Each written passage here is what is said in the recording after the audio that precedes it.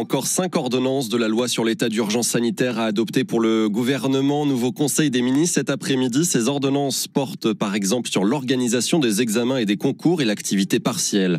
Dans les prisons, 50 agents et 21 détenus testés positifs au Covid-19. C'est 2 fois plus que la semaine dernière selon la direction de l'administration pénitentiaire. Parmi les prisons touchées, celles des Baumettes à Marseille, Villeneuve-les-Maglones dans l'Hérault et Amiens.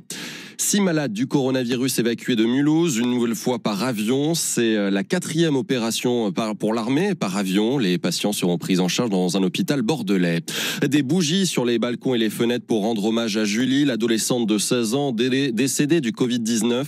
Appel à un hommage lancé par la maire de Morsan-sur-Orge dans l'Essonne d'où était originaire la jeune fille. Je reste confiné mais je continuerai à diriger la réponse du gouvernement pour lutter contre l'épidémie. Les mots de Boris Johnson, le Premier ministre britannique, confiné chez lui, testé positif au Covid-19, tout comme son Premier ministre.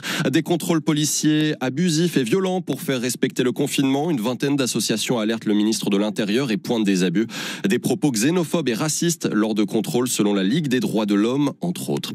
Des fruits, des légumes et des produits frais du marché de Rungis livrés chez vous en région parisienne. Pour le moment, une plateforme ouvre lundi car les marchés, vous le savez, sont fermés. 8 camions seront mobilisés pour livrer à manger 2 fois par semaine. France Info.